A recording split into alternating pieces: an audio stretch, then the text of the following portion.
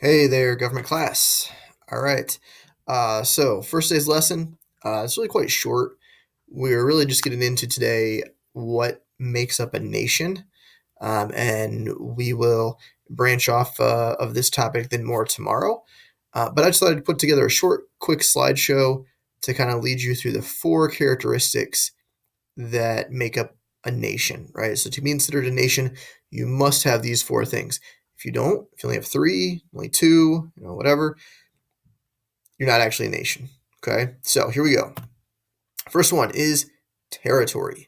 Okay, so a nation must have defined boundaries, right, or defined borders, and they have to be agreed upon by most people or by most other nations in the world to be considered true boundaries or true territory. Okay, so I'll try to give you like an anti-example here for each of these, and for this case, to me, the South, right? Like if I tell you, hey, I'd really like to go down south for the winter.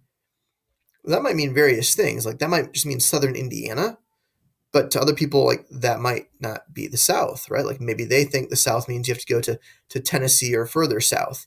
Um, does that include Missouri? Does that include Arizona? Right. So like that's a vague term. We just can't use it to define a nation. Right. It's a region. It's not a nation because it doesn't have defined absolute borders. Okay. So territory. That is number one. Number two, a nation must have population.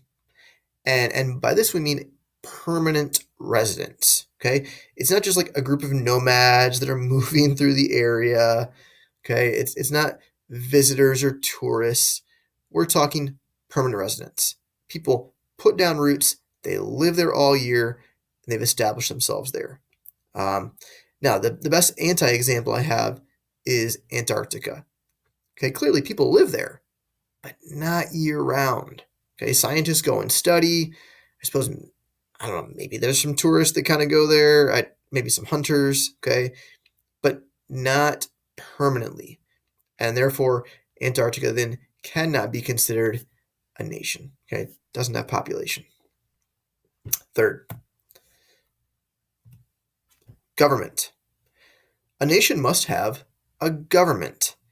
And you could define this lots of ways. I just defined it here on the slide as an organization dedicated to establishing and enforcing laws. And that could take lots of different angles that we'll get into, obviously throughout the trimester.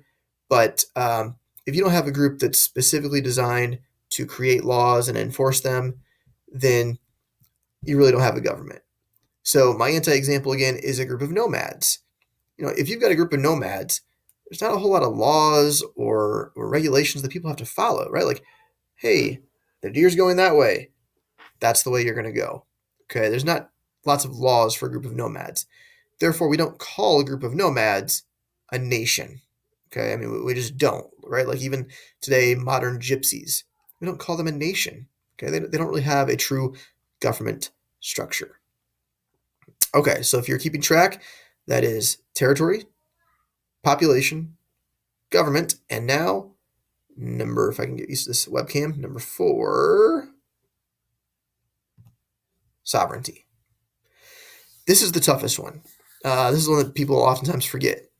So sovereignty is the idea that no other group, organization, no other nation um, can tell another nation what it must do. Now, yeah, okay, you can be part of an alliance. There can be suggestions put towards your nation on how to act or what to do, but you must have the ultimate authority in order to be considered a nation. Okay, you've got to have the final yes or no to be considered a nation. So, like Michigan. All right, Michigan is not a nation. Now think about it. We've got the first three, right? We've got territory, we have population, and we have a government, but we don't have sovereignty.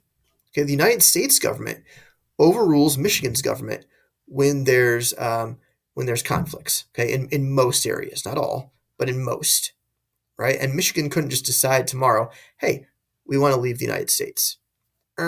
Nope. Okay, the U.S. government isn't going to allow that. And so therefore, Michigan is not sovereign, and that's why we are not considered a nation. Okay, now you can go back to this video as you complete the short daily assignment if you need to, or maybe you don't need to, that's fine. But you can always come back to this during the assignment as a resource.